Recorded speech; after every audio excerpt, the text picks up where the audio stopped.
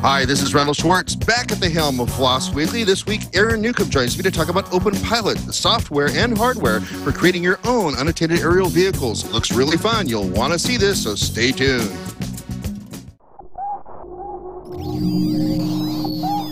Netcasts you love. From people you trust. This is Twit. Bandwidth for FLOSS Weekly is provided by Cachefly at CACHEFLY.com.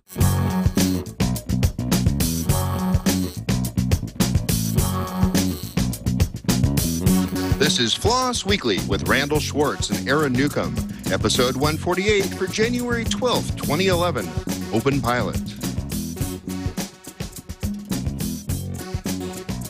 This episode of FLOSS Weekly is brought to you by mailroute.info. Visit mailroute.info to sign up. As a Twit listener, you'll receive a 10% discount for the life of your account. Mailroute.info, filtering viruses and spam away from your mail servers. It's time for FLOSS Weekly, the show about free, libre, open source software. I am your host, Randal Schwartz. Yes, back again. I was gone last week. Dan Lynch took over the helm, did a really great job of that while I had to be out on a cruise. Joco Cruise Crazy, in fact. And I'll talk more about that at the end of the show. But first, let me bring on my co-host, Aaron Newcomb. Welcome back. Hey, thank you very much. It was fun to be here last week with Dan. He did do a great job, and I had never seen Dan or talked to him in person, actually. Online and stuff, but never in person. So it was good to talk with him, and we had a good time last week. Yeah, in fact, it was really great. You guys had a great interaction back and forth, and I felt very comfortable in letting Dan take over the realm for that. And so I just, I'm glad he's doing it 3 or 4 more times in the first quarter here, because otherwise we'd have 3 or 4 week gaps. And with the backlog I have of guests, I have to make sure the show just keeps moving forward. So I just wanted to thank Dan for coming on last week's show.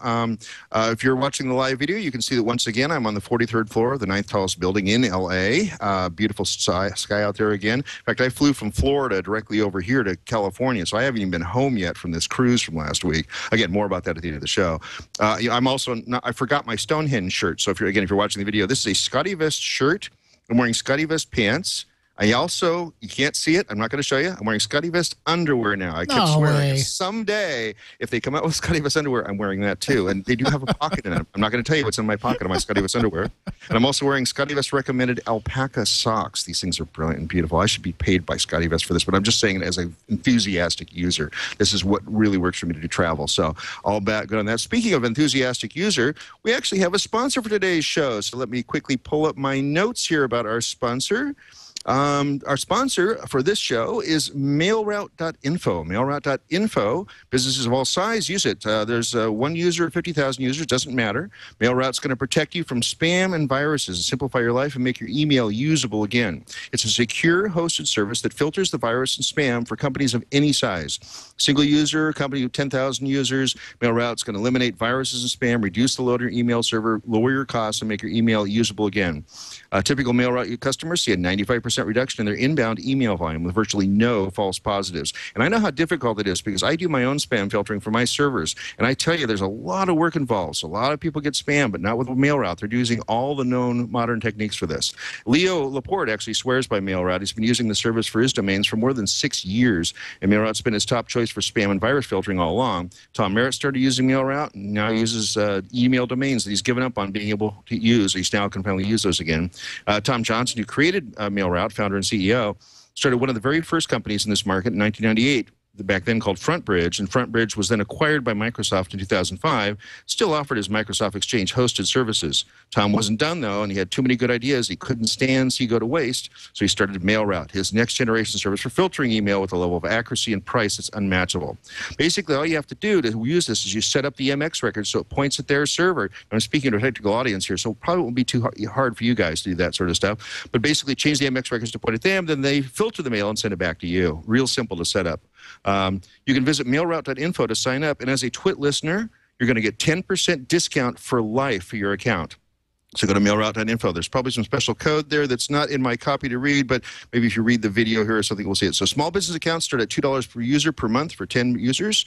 And because of the demand from the Twit Army, MailRoute has added a new service for individual users as well, less than $30 per year per single users. Visit mailroute.info and sign up with the email filtering service that Tom and Leo use. Really encourage you to support our sponsors because it helps me do this show. It does take me a lot of time to produce this show, and a little bit of cash occasionally does turn out to be kind of nice. Mailroute.info, there you go. Aaron, should we go ahead and go to our guests? Yeah, absolutely. I'm really excited about this one. So let's go ahead and bring our guests on. Let's go right to, I believe, Houston. James Cotton, welcome to the show. Hey there. Thanks for having us. Great to have the chance to talk about OpenPilot. Well, that's great. I think that's right, because that's what we brought you on to talk about, not just random weather in Houston and things like that. So, yay. And we also have with us, speaking to us from the very far end of the internet, so far away that we don't even have his face, just the sound of his voice. Hello, welcome to the show, David Ankers. Hi, Randall. Nice to be here.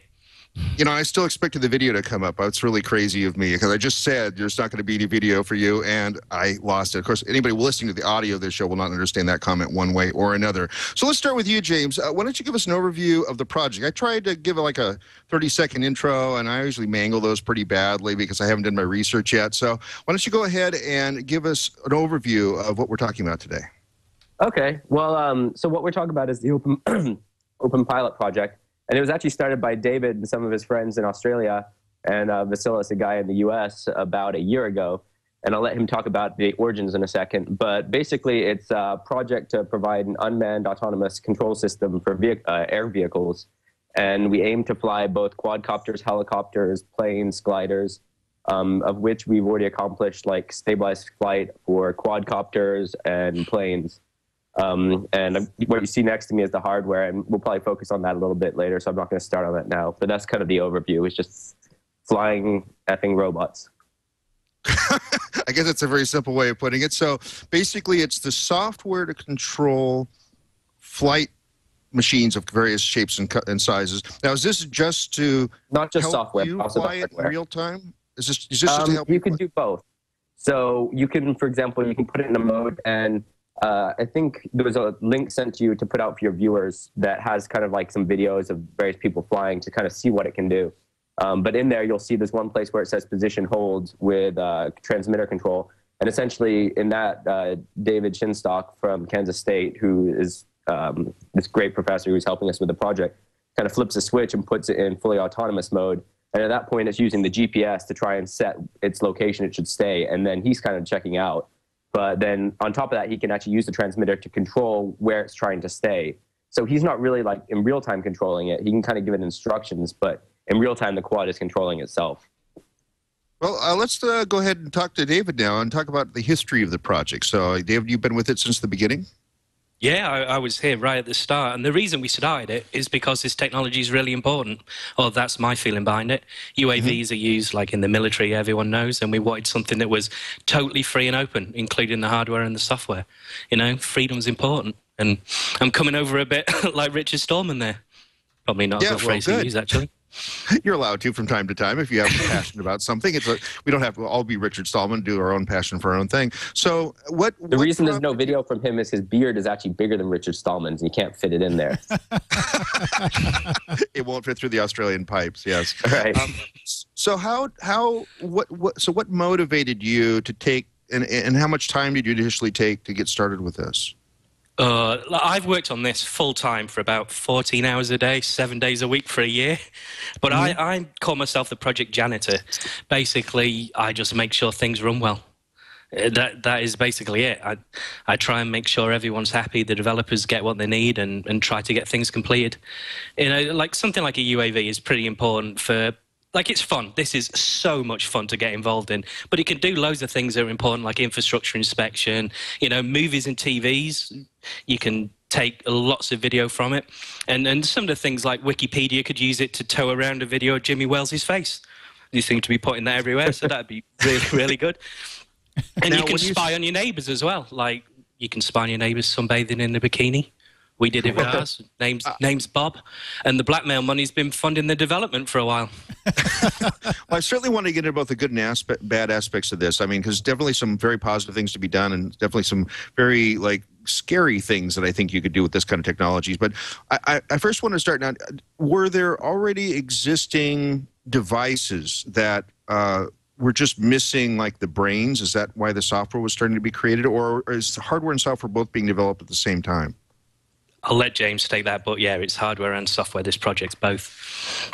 Yeah, Okay, I mean, so as Dave said, there are some other projects that are doing similar things, and we're just trying to create a fully open platform that's equivalent and really put a good community around this, sort of like the Linux community, or analogous to that. But yeah, so there's a lot of like what's really made this possible in the last like 5 or so years is the miniaturization of a lot of sensor technology. So you can make a small board like the one you basically can almost see in the center here that can sense the attitude, and then you can put the control systems around that to fly. So we wanted to create like an open hardware that would do this better than anyone else. We got very good technology on here, or at least better than any kind of like user accessible technology. So we're using all like STM32 microcontrollers, which have a lot of horsepower. And then on top of that, you need compatible software that can really work well with your hardware that's tuned for the way your sensors work. So we were trying to put that whole thing together from both sides. And that wasn't, really there in the open source community as well. Now, by sensors, I imagine there's simple things like detecting how far away you are from like a wall or a floor. But are you also talking about things maybe in like GPS to figure out where you are in the world? Yeah. So actually, the detecting walls is something that's on the pipe, but we haven't actually done that yet. But really, it's more simple things like so the reason I like quadcopters is I'm an electrical engineer, so it's all electronic stabilization. But essentially, you've got 4 motors, and any one of them can pull its end up. And so it's inherently unstable. And so just to even keep it in the air, you need something where it knows if it's horizontal or if it's like, if it's like north motor is tipping, it needs to sense that so it can pull it back up.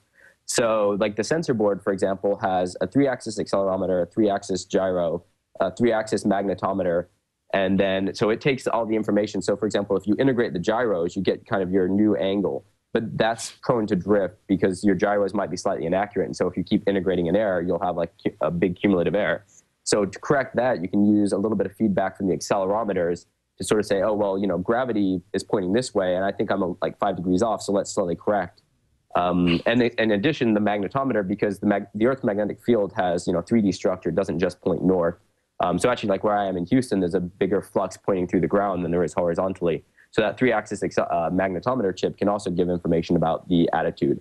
So like that's a large part of the problem, is just accurately sensing your tilt and correcting that. And then on top of that, as you said, like so this chip here that's flashing and failing to get a lock is a GPS. Because I'm inside, it can't get a lock.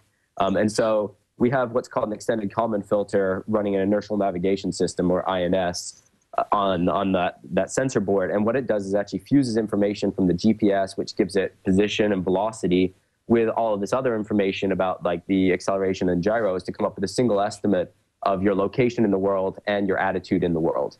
So you can kind of correct it and keep it in the air, or do what is in that video that hopefully you'll send the link out to, that is that shows where you can just like flip a switch and it'll stay in a particular place in the world at a particular angle. Now, I just want to put this in perspective to make sure I understand it. With the kind of stuff you're talking about, accelerometers, gyros, and even GPS stuff, and doing inertial navigation system calculations based on those gyros, if we were going back maybe 20 years, this is the kind of thing that would cost hundreds of thousands of dollars and like to put in a plane to be able to fly across the Atlantic or something. But you're saying that this thing in the palm of your hand is doing all of this kind of calculation now. Yeah, I'll put it up to the camera. So this is the sensor board right here. The arrow kind of would be where it's considering forward. But yeah, so that has all of those sensors I just described. And for the audio, he's holding a little device. It's about a 2-inch by 2-inch square. So yeah. Wow. So and cost? What are we talking in terms of cost for that thing you were just holding up? Dave? Yeah, that would be $200. But there's an important thing that we need to mention as well. This is a bit of a different project because we're doing it completely non-profit. One of the things when we started it, there's a couple of other open source projects around that sell the hardware at profit, and it just causes trouble. So we just said, look, we'll sell it for whatever it costs. We're not in it to make money. It's completely non-profit. So, yeah, the things are sold for what they cost. And also another important thing is all the board files are released, all the Gerber files, schematics. Anyone can build our hardware, anyone at all. It's released under Creative Commons BYSA license. So, yeah, it's completely open, and And hopefully that keeps it fun and no money and no squabbling, because I've seen that happen before. That's really important. I think because what you're really dealing with here is a kind of a next wave technology. I mean, I know we've got little racing cars that we've got by radio control. We have direct control, model planes and things like that. But to have a sort of both an assisted mode where it keeps it straight up, because when you get to helicopters, a lot more things that can move and go wrong. But also to just be able to say, I want to program this to go do this sequence of events and then come back to me. Really a great equalizer then for all of us to be able to deal with that sort of stuff. Is that part of what motivates you to work on this? Definitely, and one of the things I need to do is send you one as well when it's ready enough. We have a project called Zero to Hero, we call it, and what we haven't talked. One thing that we haven't talked about is the ground station as well, which is it's written in Qt, it's Mac, Linux, and Windows. And the idea is, and this is something James is working on, is to be able to click on a map and the UAV will go there. It just that simple. So these things can be hard to fly. Like it can take a year to get really quite good to fly. A quadcopter, helicopter are a bit harder, planes are a bit easier. But we want to be able to give somebody that's never flown RC before the tools to put a camera on one of these things and go and do something with it without having to worry about crashing, making it fully autonomous for anyone to fly. And that is hard. So that's in the few sentences, like I've just said, about a year's worth of work. It is very, very tricky. It's pretty depressing, actually. So, like, here's my little Zaggy plane. So this is something I've been testing with. And I've flown RC since I was a kid. And so, I'm fly pattern. I consider myself a decent pilot. But one time I was out flying that, and they're hand launch as opposed to like what I'm used to where you take off on the runway. And probably one of my best takeoffs, I realized I accidentally had it in stabilized mode. And, because when you throw it, you only have one hand on the transmitter. I was like, wow, that was a really good throw. And then I realized the switch was in the wrong place and I'd had almost no control. So as soon as it left my hand, the computer on board was saying, okay, just go straight and level, and just snapped onto that attitude and just kept going. And yeah, that was sort of upsetting in a certain way, but also, pleasing that everything was working well.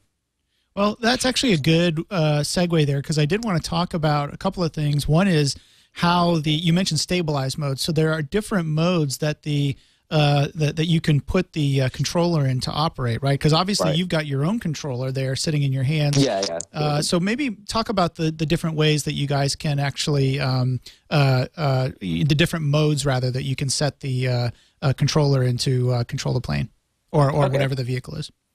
So, I mean, this is sort of even a moving target. So I'll tell you kind of the state, and then I'll tell you a little bit about the plan. But currently, so there's sort of completely manual mode, which is, how I'm used to flying a plane, where your sticks just get relayed through the main board onto the servos. And there might be a little bit of mixing. So, for example, this is a delta wing, where you have to actually mix the elevator and the roll together to get, like, two outputs. So the computer takes care of that, but aside from that, it's completely manual. And then there's stabilized, and even within that, there's sub-modes. So, for example, with quads, and this was actually a nice contribution by Les Newell, who also writes another kind of open source platform, Flight OS. But so there's what's called rate control, where the computer is still helping to stabilize things so that, very fast instabilities that you couldn't correct by eye don't take you out of the air. But your sticks themselves are actually saying, okay, I want you to roll at a fixed rate. And so that's what's used for basically aerobatic flying. If you hit roll, it will roll itself over. It's not trying to do any self-leveling.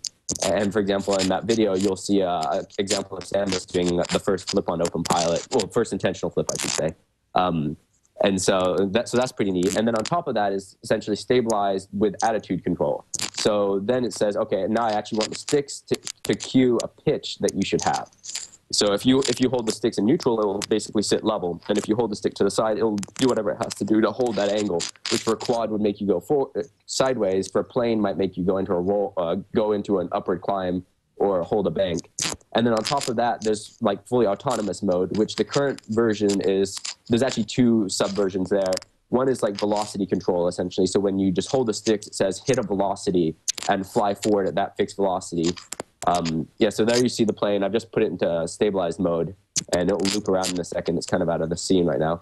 But yeah, as it comes around in this bank, it's essentially in fully stabilized mode. I'm just holding the stick at like 5-10 degrees, and it's just putting on that bank. And in fact, it's actually pulling the elevator up itself. I don't have to tell it to turn like I normally would, because it says, okay, as you go on that roll, the natural tendency would be for the nose to slip, but it will correct that and pull up elevator, and the end result is going into a return. And this is, for example, is fully stabilized mode. So you can see he's not touching the sticks. It's just kind of hovering there. And now he's flying around.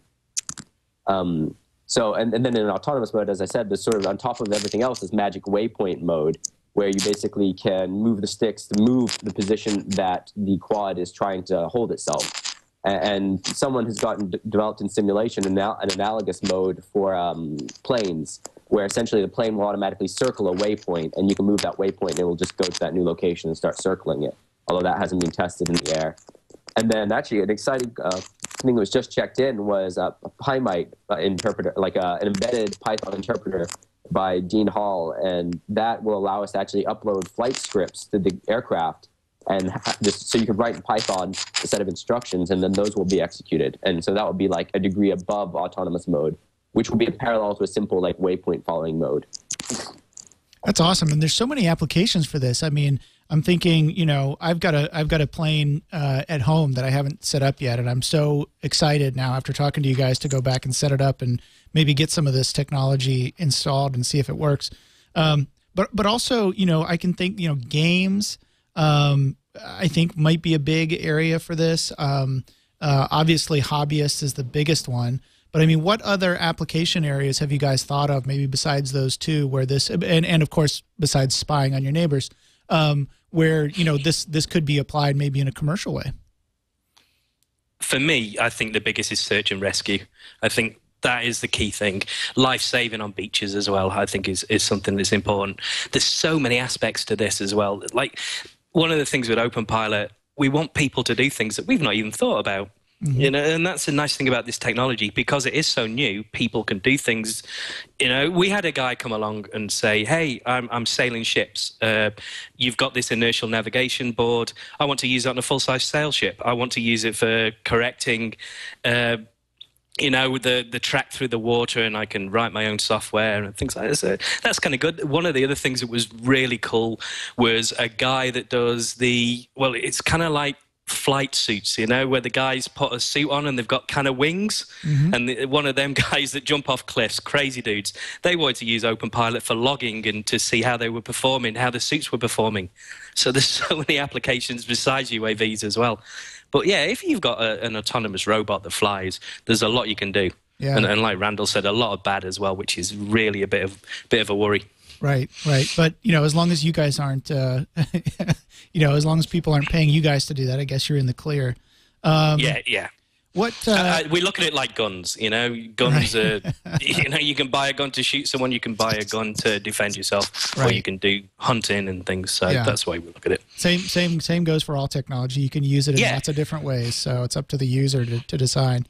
So I'm curious. We've been talking about the hardware up till now, and I'm kind of curious now about the software, because I know you guys wrote some special software, and I think there's even some modeling that you guys do to kind of see what will happen depending on how you change the software and the instructions, right? Dave, do you want to talk about GCS first? Yeah, I think software in the loop's kind of useful, and hardware in the loop, I think that's what Adam's getting at. One of the key things that we've got is, well, there's a couple of things. This project, it's fairly big. So I know you guys had Arduino on, and what they did was write an abstraction layer for AVR microchips. Well, when we started, we wrote a thing called PIOS, which is called Pilot OS, which does the same thing. It's a hardware abstraction layer. And we thought, well, we're working with the STM32 now, but we want to move to bigger chips. We want to move to the Beagle board. We want to be able to port this. So we wrote PIOS and thought nothing of it. One guy came along and said, hey, the software you've written for embedded stuff, we've got this working under Linux. So he's running the full thing under Linux in the simulation. We also have a thing called hardware in the loop. Now, there's Flight Gear, which is an open source sim, which I think most people are aware of that are into flight simulators. Our firmware can actually fly the sim like it would in real life. So we can do a lot of testing at our desks without going outside, without risking crashing. And that's really cool. It enables development to come along really, really quickly. And you find bugs without risking a crash. Right. So you can actually take the software and use it with a flight simulator to actually control the flight simulator, just like if it was a real aircraft. Exactly, and the flight simulator passes coordinates back. It pretends to be a GPS, and the board, well, hardware in the loop mode, the board doesn't know that it's not flying the aircraft, and software in the loop doesn't even need the hardware at all. So software in the loop just runs in a virtual environment. Wow. And this is great. We get a lot of people swinging through the forums and asking about the project. And by the way, if you're interested, our forums are very active. We have a pretty big community. We're also on IRC, so feel free to drop by and kind of start chatting. But a lot of people will come by and say they're very interested in how can they get involved. And that'd be one of the first things I'd say is just compile the software in the loop, compile the GCS, get them talking to each other, we've got multiple flight sims supported, X-Plane, flight gear, get that connected and start just testing. You can plug a joystick in and you can literally fly a plane in flight gear under stabilized mode and just start doing that and then start saying, hey, what do I want to develop? It's an open source project. So if there's a feature you want or something you're looking at, you can start developing it that way without getting hardware. Well, it sounds like you guys have had pretty good success so far with people jumping in and just saying, hey, like this guy that was running this under Linux. I mean, it sounds like you've gotten some pretty good contributions so far. It sounds like an exciting enough project with enough applications that people just want to jump in and help out. Yeah. Yeah. Yeah, community has been fantastic, and that's the whole aspect of the project. If there's one thing we want, it's community behind it, and just have fun. The thing should be loads of fun. This is so exciting to get involved in. I still absolutely love every day just waking up, checking the forums, seeing what someone's done, and that's after a year. It's really, really good. So I'm curious too. Obviously the military is one. Or multiple militaries, I think of the U.S. military, but obviously around the world, militaries use unmanned aerial vehicles, right? And so I'm just kind of curious, have you guys gotten any negative feedback from any governments about the work that you're doing, or has everything kind of been copacetic or flying under the radar, no pun intended, for now? Yeah, flying under the radar, I think, is good. One of the things I had to sort out was export restrictions from Australia. Some of the things are export classified, so I had to get an exception for our things. But the thing is with this, so we've got a magnetometer, accelerometer, and 3-axis gyros. So has the latest Android phone, the Nexus S. It has almost the same hardware as we're using, but they use a more powerful microcontroller. So everything that we kind of do can be done with the Nexus S. So it starts getting into grey areas of, all right, this is designed to fly things, but we could port OpenPilot to the Nexus S. It can do exactly the same thing, and we might. Wow. That might make me get an Nexus S. Well, one of the things we are heading towards an Android GCS. One of the steps after some of the things James talked about was on his desk, there's a little transmitter. We really want to get rid of them as well. Like, people are going to use them, but it would be so nice to have just a touch screen to press to go. And this has been done before. There's a team at MIT that have already done things like this as well. But yeah, we want just click on the map and fly there. And all you take is your little Android phone with you, and you should be flying. Well, let me run this by you real quick, because this has got my mind spinning a little bit here, right?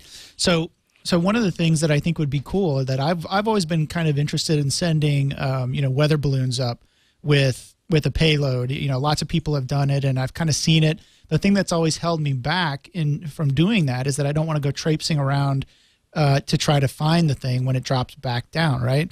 That's interesting. So that's could I? Something I did last year. Yeah. See. Here's what I'm getting at. If you send one of these quadcopters up or something that can fly itself back to your house, how cool would that be?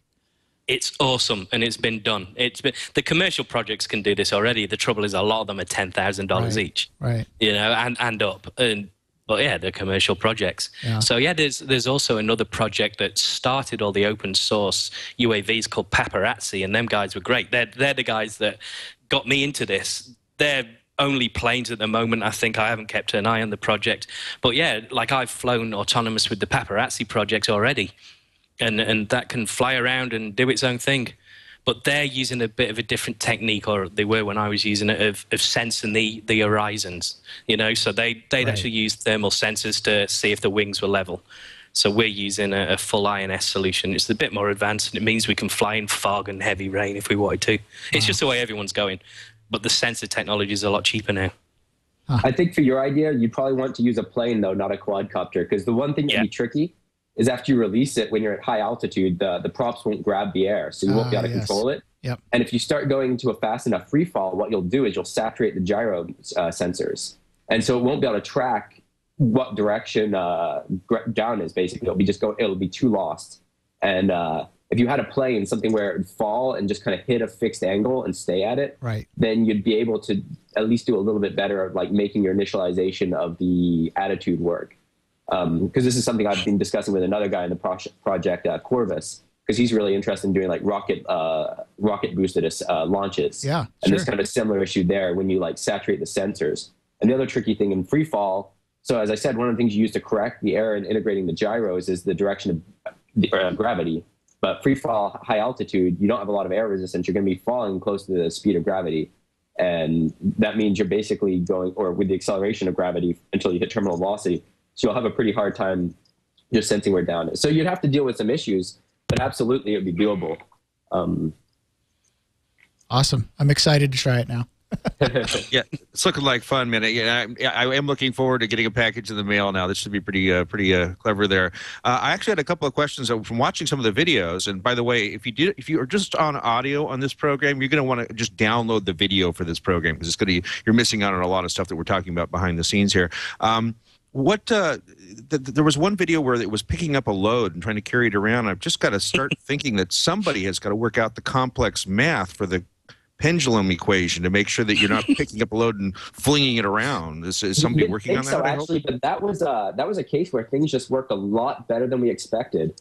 So that's a guy, Gary, who's currently in South America, Gary Mortimer on the forums, and he just wanted to see how much it could carry. And so, so one of the things that we've really been focusing on and why we're, trying making our own speed controllers and things is to get really good position holds, you need to have really good bandwidth on your speed controllers because you need to be able to really hold an angle tightly. And it all when you do the control theory, it just all comes down to the gains, basically.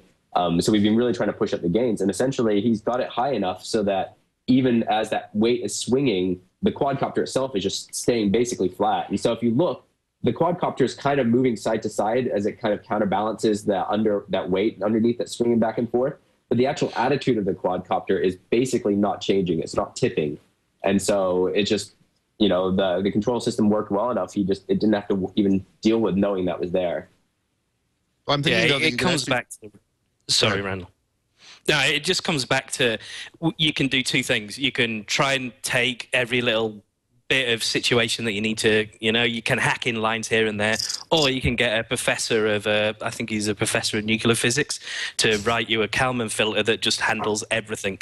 So, if you get somebody that good, they can write mathematical equations that say, okay, I can deal with anything you throw at me, and I don't need to know about every single instance. So yeah, that's my less than technical statement. Well, that was actually I'm thinking you could actually do it elegantly, though. I think I'm just guessing now, and this is probably. I wish I wouldn't have known about this project because now I'm thinking about this problem because I'm going. You could also figure out like where the load actually is and its particular acceleration and what you can pull on the string to make it do as part of your. You're absolutely right. You could optimize for that problem. And we had an even more general discussion when we were first starting out with the control system was, do we make the control board aware of the type of aircraft it's in? So for example, in all of these cases, you basically, the plane, you put a signal on the elevator, right? And it's on the roll, and it's just going to roll. And you can actually factor that in your attitude estimation. And you can, in a certain sense, make things more accurate by knowing when you put a control signal on your aircraft, how it will respond. And you can factor that in. Mm-hmm. But it makes your algorithm much less generic, right? So you have to now tune it for every kind of aircraft. So if you have a different size quadcopter that has a different moment of inertia and different powered engines, versus if you have a plane, like you can put all these things into a Ford model and factor them in. But the solution we went with was just try and make the attitude estimation agnostic about the aircraft and other sources of disturbance, and then just try and as accurately as possible use the sensors, and then have really good control loops to try and put it back the way it should be if there's any disturbance. So it's all about disturbance rejection. And so in that sense, the pendulum, you could design a system that would be the best pendulum ever, right? And you've got the analogous things, these inverted pendulum stabilizers, where this robot moves back and forth and balances a stick. And so you can do that, or you can just try and say, hey, let's make this agnostic algorithm that's as good as possible at rejecting disturbance and just treat the pendulum like noise. And that's the approach we're taking. Although you're right, you could treat it differently. Now, you must have some knowledge in the interface layer that this thing has 4 motors that can be controlled independently and with this range of values and this kind of lift provided by these locations. So it's not completely agnostic, but you're just trying to make the core algorithms not care about most of that. Exactly. Right? So it's the question of who's agnostic. So the attitude sensing algorithm that runs on the this board I showed you earlier, the attitude board, that is agnostic. Now, within the main board itself, there's what's called the mixer, which is another contribution from Les Newell. And basically, we have 8 channels of output. Well, now we have more because we can also use I2C controllers. But essentially, you've got like 8 channels of output, and you've got your throttle, roll, pitch, and yaw, as well as then a collective if you're using a helicopter. And those 5 things all get weighted differently for the different channels. So you just have like a linear combination of them per channel. And by just setting up that mixer, you can say, okay, I want to fly a quadcopter, or changing the weights, it can then just use the servos on the plane. And it's literally just that one setting makes a difference if you're flying a plane or a quad. So it makes it really nice. And Edward Lafargue has done so much really great stuff on the GCS. And one of the things he's really focused on is making things easy for end users. So he's got this config gadget. So the whole QT system has got these plugins. And so one of the plugins is a configuration. And if you just go in there, and you select aircraft type, then you can just say, I'm flying a plane, and these are the channels where my different actuators are connected. You can even select plane type, V-tail, delta wing, full 4-channel actuators, and then it'll just set up the mixer for you, and then you're good to go. And there's like, 2 settings, like on the actual channel gains that you can tweak if you want to get more subtle. But even you could, because it's closed loop control, there's a lot of tolerance for having, not perfectly accurate gains on the different channels on the output stage. It'll just say, oh, that didn't tip quite far enough. I'll push it a little bit more. Obviously, you want to be careful when you're doing that because you don't want feedback loops to start oscillating instead. There must be some sort of dampening in that as well, right? Well, if you actually set it up so that your feedback loops have a positive feedback, it'll just flip. So you have to deal with that when you're actually setting it up. And the simplest example is if you get your motor backwards. So you can take on one of the sides, these motors, they have 3 wires, they're brushless motors. And so if you reverse 2 of the wires, you reverse the direction the motor spins. So now when it starts to, like, let's say lower the north motor and it guns the north motor, instead of it pulling it back up, it'll push it down. And as it pushes down, it'll push even harder. And so, I mean, I've done that a couple of times. And even when you just got it sitting on the ground, you barely start running the engine. If you give enough authority to the stabilization algorithm, it'll just take itself off the ground and flip over. So yeah, you have to be very careful when you're setting it up. But once you get all your gains the right way in terms of the outputs, there's no particular way they're going to reverse, essentially, in sine. So what was the payload limit with that particular experiment? Was that, were we talking a couple pounds yet? I don't remember exactly, but Sambus has recently done another lift test with his hexcopter, and he was pulling up 1.5 kilograms.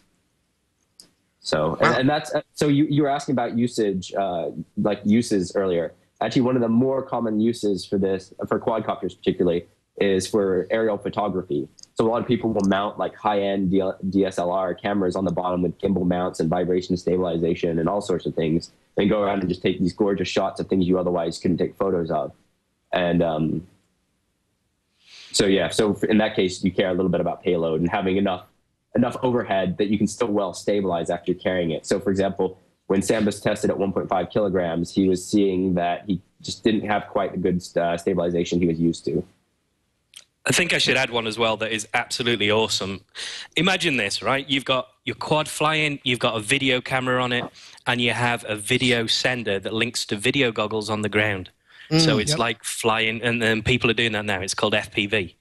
And, so there's a lot that's changed in the RC arena. It's really, really cool. Is there enough, what am I going to say, enough spare power to get these things up to any kind of altitude? I mean, is there somebody that's gone to a mile yet or 2 miles up? There was something that I was thinking of when Aaron was talking, which some guy did. This is a while ago, and I don't know what he used. It wasn't with OpenPilot. He hooked a glider underneath a high-altitude weather balloon, took it up to 80,000 feet, and then let the glider go. And then flew it down autonomously. So there's been a lot of cool things done. There's a guy that's crossed the Pacific, I believe. I think it might have been the Atlantic, I'm not sure, with an autonomous RC plane. So there's there's been people that have flown model helicopters from Melbourne, Australia, all the way to Tasmania, which is a fair trip. How does it have enough power for that? Is it solar powered or something? Some use gas engines, so gas is really, really efficient for its weight. So batteries aren't going to get you there, but if you can get into the Gulf Stream and things like that as well.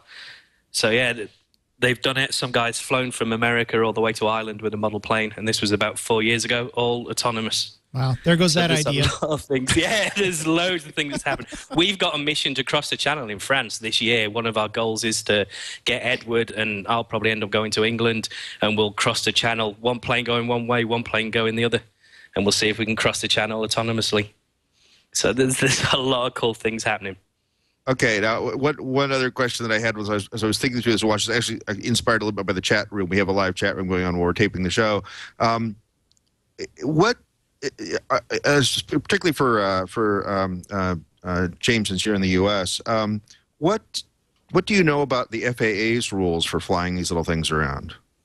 Right now, that I think is basically not settled. So, but I know the FAA is currently talking about the new laws that are going to come into place for RC airplanes, standard line of sight. It's basically, there's no laws that have been in place. There's a bulletin, I want to say from the early 70s from the FAA with recommendations. And basically the hobby under the auspices of the American Model Association is pretty good about self-regulating, so to the point where this hasn't been an issue. So it's generally stay in line of sight. There's an altitude limit of 400 feet near airports, and just be sensible. That's the regulations, to the extent that they're not even a law. They're just recommendations. Mm-hmm. Now, for autonomous vehicles, is basically, there's a debate going on right now, and it's being lumped in, from what I know about it, it's being kind of lumped into the hobby groups and the UAVs. The commercial UAVs and the hobby UAVs may end up getting lumped in together. At that point, there might be some regulations. I know England currently has regulations for commercial UAVs in terms of they have to have certain quality assessments. You have to keep maintenance logs on them. So right now, there's not a lot, but we're looking at that coming around. For line of sight stuff, I suspect it will be still relatively lenient. As long as you can take back control of the aircraft and you're essentially flying it, you're in charge, you might be letting the computer do things. I think hopefully things will stay pretty lenient as long as we continue to use common sense in the hobby and really self-regulate. But in something like the channel crossing, you're obviously not going to be able to have line of sight the entire time. And yeah, we might do that one under the radar. Might not mention that one too much. Can we edit that out? but honestly, it's uncontrolled airspace as well, So yeah, it also with the weather balloons. When I launched the weather balloon, there was a lot of questions what are the laws regarding that? Well, there is none, and there's over 10,000 weather balloons launched every day, and you don't hear any issues with them. So I think common sense crossing, as well. I know one of the things Ed has talked about doing was actually getting a boat and following it. So yeah. that might be, just for anyone listening, we'll probably be okay with kosher. Crazy. Okay, that sounds. It sounds like it could be really interesting, though, especially when we start to, with new technology. There's always the possibility of having new laws that really kind of screw up any possibility of using it for anything fun. So I'm a little worried about that as well. Because again, I can think of careful though. Yeah. That's one thing that should be stressed is there are people doing some really, really crazy things with models, not with UAVs, but just with models, flying them around New York and things like that. And it's this isn't good. This really isn't a good thing to be advertising. It's not really a positive. I know it's really clever and stuff, but we have to be, as a community, all the model people, you've got to be sensible or else it ruins it for a lot of people. Yeah, I mean, if you put one of these hanging around in the approach path of a major airport, eventually one of them is going to get sucked into an engine and cause a flame out at exactly the wrong time. So, unfortunately, it's been done, and it was done here in Australia, and the guy posted it on YouTube. And what? Yes. And the nice thing was that he filmed his plane that had his name and address on it, so people got his name and address from YouTube. But somebody went within, I think it was 200 feet of a 737 coming into land. Wow. Yeah, so that's the thing, and that's so important. These are so cool and so much fun, but the potential for mischief is really high, and that's the downside. You also have people taking laser pointers and pointing them in the eyes of pilots, right? So you don't even need high-tech stuff if you're someone who's an idiot and just wants to do something to mess with people's lives. Unfortunately, you don't need high technology to do that. I mean, this is... I'm from America. Everyone here has a handgun. You can shoot at a plane. Yeah, that's dangerously the problem. This is so fun to talk about, but I do want to get a couple of the aspects of open source out of the way too. So everything on this is open source under what license? GPL version 3. Everything, okay. Apart from PyMate, which is Dean Hall's project, Python on a chip, which we use for scripting, and that's GPL version 2 or any later version. So everything GPL, really. Okay, and what other open source projects? What other open source projects are you leveraging from? We're using the wonderful Qt Creator. The framework for our GCS, the plugin, just a plugin framework, was actually taken from Qt Creator. We're using FreeRTOS, so we have a real-time operating system on there as well. There's GLClib, which is a 3D library. There's a few. There's a few that we're using. OpenOCD we use for downloading the software. We're using GCC to compile the software. In terms of just tools. One of the design criteria of OpenPilot was to make it really fun, and it wasn't a case of, oh, what can we port, what can we borrow? So we did start from scratch with all the OpenPilot stuff, with all the autopilot, completely from scratch. You know how people are. They're like, oh, we can do it better. And to be honest, I think we have. Than a lot of the open source projects. One of the things that we can do is change the settings on the fly, whereas a lot of the open source UAV stuff that came before was, oh, you have to recompile the code to change a waypoint. So we really want to avoid that kind of thing. All the professional systems that don't ship with source code, of course, have to have a way of having users to change settings. So we wanted to implement that as well, because it's easier. You don't want an end user to have to compile source code to change a setting. Just want to make it accessible. Definitely not. And this is a traditional sort of open source project like the other 143 that we've had on this show. You've got stuff on maybe GitHub or an open repository of some kind, and you've got a chat channel and a mailing list. Yeah, we have our own SVN, svn.openpilot.org. Anyone, anonymous checker access. So yeah, everything's open there. There's web SVN as well. So everything is, the old GPL and fully open. The hardware this is one big question that people are going to ask, oh, when's the hardware available? We have beta hardware that all the developers are using now. Those hardware files are in the SVN, but I wouldn't use them because there's new hardware that's, well, the main board's finished, I think, and we're testing it. Yeah, the prototype just shipped yesterday, so. Yeah, okay, so yours shipped yesterday, that's good. Yeah, and we've got the INS is just been finished last night, so we're making a big push now to get the final hardware out there. And if anyone else wants to make the OpenPilot hardware, go for it. Just, just try and keep it as low cost as possible. And the community size, who do you expect to play with this? Is the modem that was created by Pip, one of the other members. And that's a really nice feature. So more standard is to use an XP to communicate between the quad and the ground control system. But I wasn't a big fan of those just because you got, like, for each one, you got this interface board. There's another one on the USB side. It's a beautiful thing about PipX, aside from, well, multiple things, but it's just got USB connectors. You just directly plug it into the computer. It talks perfectly with our GCS. No drivers. All our USB stuff is hid. And then on the other side, it works fine. And the nice thing is it's also aware of our communication protocol that was developed by Vasilis, UAV Talk. So it can actually packetize the information going to the quad according to, like, actual units of information that are meaningful. So when it drops data, it drops it as effectively as possible, basically, to use the bandwidth well. So that's proven really nice. And we actually get a lot more bandwidth through that than we can with the standard XPs. And what's the range on those? We actually haven't done a lot of range testing. I think Pip, with the initial one, tested it at like 1 mile and change line of sight. But in principle, they should go further. Especially in the air. They should go 5 miles according to all the calculations. And other people have tested the chip that we're using to 5 miles as well. So yeah, it should go 5 miles, and it should be an XB killer as well. Wow. The range on mine is sort of diminished by the fact that I landed upside down on it first thing. And then not long after that, I threw my whole quad in the plane when I tried to test a buggy version of autonomous flight. Or I threw my whole quad in a pool. And those two factors have diminished my radio range.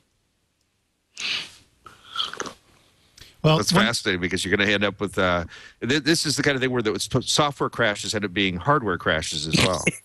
Yeah, absolutely. It was so annoying too because it took off and then it finally realized it had lost connection, so it dropped back to the transmitter. It realized it shouldn't be running the engines, and it went into this ballistic loop landed right on the side by the pool, and then skidded the last foot into the pool. And I was just like, that's kidding me. Like 1 or 2 more inches and it would have stayed dry. But luckily only one of the ESCs actually ate it. Everything else was salvageable. Surprisingly. I mean, at least when I break a website, you know, it just crashes. It doesn't actually crash. So yeah.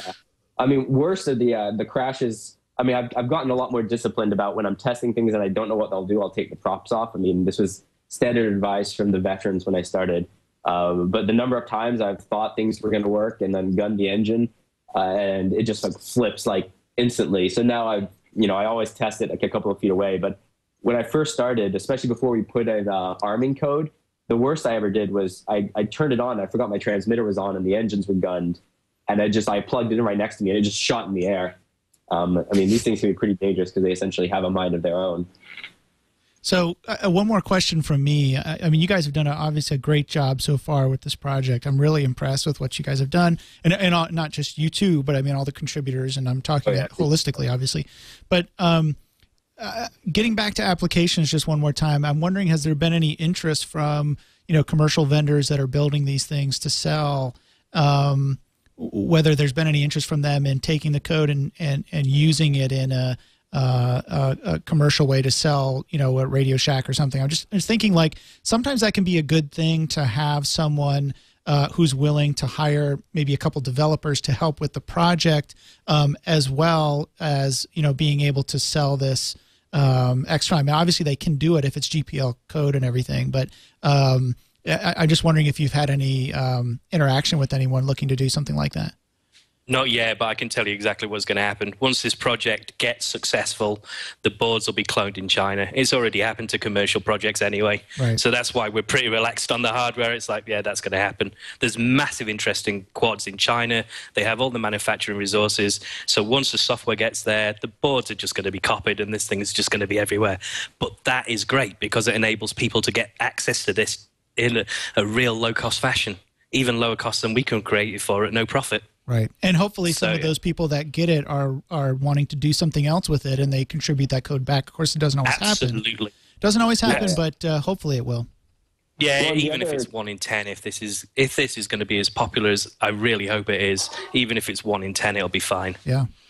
And I'm sure there'll also be some people that will, you know, not just take the hardware, but also then package it into like pre-assembled aircrafts that are, you know, all set up. And then you just kind of order one of those, like, oh, blah, blah, with the OP control system.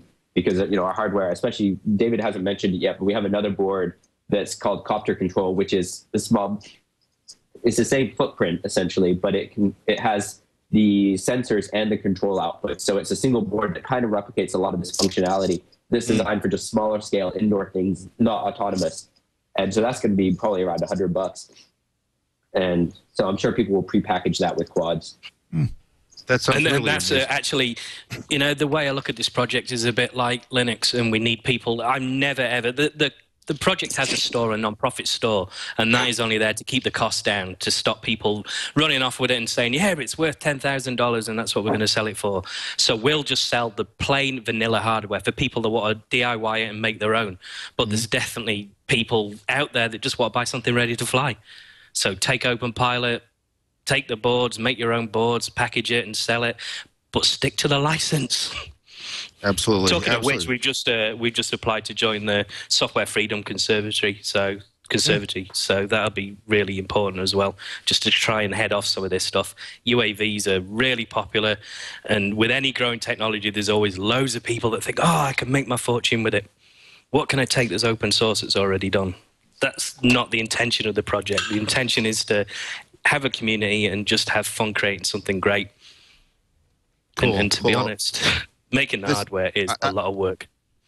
I'm just looking at the clock. We've got to start wrapping this up, but I just wanted to say this has been a fascinating subject. I want to go out and play with this thing right away. You know, it's how I often am about all these good projects, all these great projects. One last question though for both of you: Emacs or VI? VI. VI for me as well, I'm afraid. All right. Sorry, and also Python. my fans would be upset if I hadn't asked that question at least once in the last couple of weeks. So there we go. I want to thank both of you guys for coming on the show. And once again, the community, the sense of community for something like this, just amazing. And you guys have built some amazing hardware and amazing software, and I can't wait to see how this progresses. Once again, thanking both of you. James, thanks for being on the show. Thank you very much. And you guys feel free to come by forums.openpilot.org, or we're on OpenPilot channel on freenode.net, and say hi and ask us what things are about. That's great. And David, also thanks to you. Any last words? Oh, really? It's been a pleasure. And yeah, we know we've made it as a project. Now we're on Floss Weekly. We're there. Made it to the big show. It's true. It's true. Well, thanks, guys, for both being on the show. And now you guys can go away and start playing again. All right, take care. Thank you. Well, that was James Cotton and David Ankers, both representing the OpenPilot project. I was impressed. I was very impressed. Those were impressive videos. By the way, we had videos going on. If you're just watching the audio version, no, that doesn't make any sense. If you're just listening to the audio version of this show, you missed out on a lot of videos. But if you go to openpilot.org/FW for Floss Weekly, I guess, or maybe Freedom Wins, I don't know, whatever FW stands for, or maybe FTW without the T in the middle. Anyway, there's another boy said that. You saw the videos that we were playing on our video are going to be there and linked there for a while. Really amazing stuff. You got to see this on the video. So what do you think, Aaron? I'm super excited. I mean, I told you my head was spinning. I've got all these ideas. I've got a plane sitting in a box at home, and I really want to get started with this stuff. You know, the show that I do, The Source, is all about open source and using it in projects, right? So making, hacking, that's kind of what I focused on is using open source to do things, to make things, to build things. So I've got all kinds of ideas. The one that I think is really cool, since I do my show by myself, I don't have usually, sometimes I do, but most of the time I don't have someone doing the video. So I set up my video camera on a tripod, right? And I just kind of, work around it. But what if I could take one of those quadcopters, right, and hook up my video camera underneath, and the quadcopter could become my video person? I think that would be my cameraman. I mean, I think that would be a heck of a way to do it.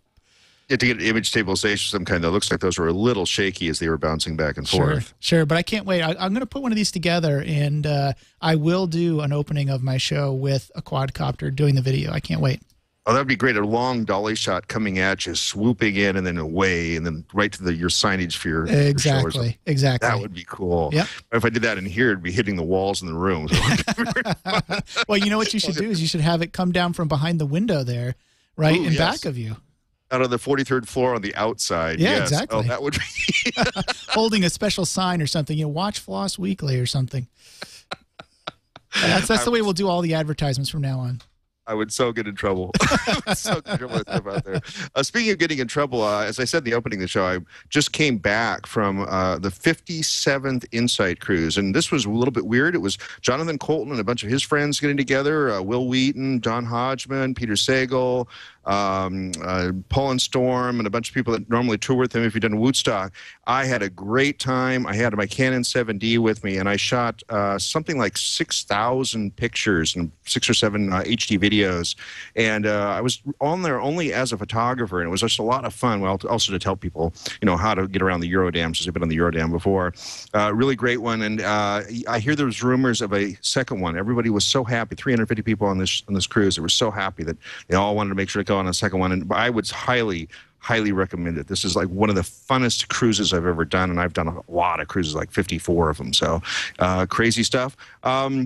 This is the part I'm supposed to talk about upcoming guests. I should pull up my spreadsheet. There we go. We've got a bunch of people on the ticket still. We've got VoltDB next week. John Hugg's going to talk about VoltDB, and that is an SQL solution that scales like non-SQL solutions. This is going to be interesting. I want to see how well he's going to defend that. We've got John Weigley. I should get a pronunciation guide again, talking about Ledger, which is open source accounting software.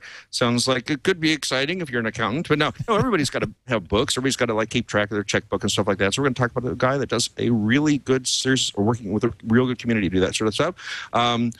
Dan Lynch is heralding the post once again. He's going to bring on Chris McDonough. Oh boy, Pylons, which is the Python, let's see, what is it? Event switching framework that allows you to write web servers tied together with IRC servers, things like that. There's a lot of frameworks like that. He's going to do that. Dan's got a couple of open slots that he's still working on finalizing, coming up after that. And I also, as I mentioned, they opened the show, I want to thank Dan for taking over the helm for these weeks that I'm away doing these cruises, you know, because this is cruise season. I don't want to leave you guys hanging out there in the public for all the times that I was simply sipping those little pina coladas.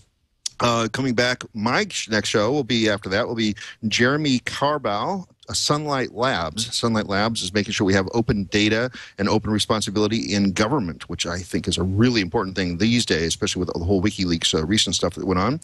Ludovic Marcotte talk about Packet Fence and SOGO, which is a captive portal Wi-Fi management system, plus a bunch of other stuff I haven't figured out yet. Michael Yap will then talk to us about Joget, which is something that I have now. Oh yes, a in the browser, very advanced framework, all written in JavaScript, portable JavaScript, allow you to do some very rich UI interactions. So looking forward to that.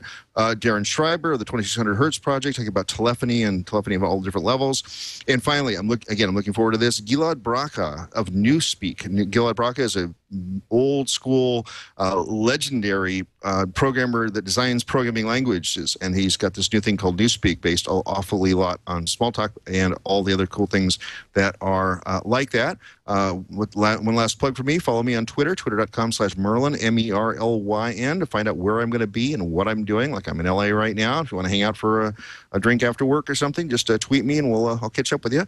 Aaron, anything you want to plug? No, just as always, you can go to the blog where I do all the video podcasting, which is at thesourceshow.org, or you can just go to aaronnewcomb.com and see what I'm tweeting and Facebooking and all that good stuff, or follow me on either of those sites at Aaron Newcomb. So follow along, and boy, what a great show. It was really a great today. I really enjoyed it. Yeah, and thanks again for being on the show, being my co-host, to have somebody to bounce questions back off of, and so I don't have to talk the entire time. I can reach down and take a drink when I necessarily have to. It works out really well for us. I'm glad I have you the rotating band of 5 co-hosts. It seems to be helping me out quite a bit, including being a host from time to time like Dan was for last week. Yep. I look forward to all that, and I guess I'm at the end of my list, so without further ado, we'll see you next time on FLOSS Weekly.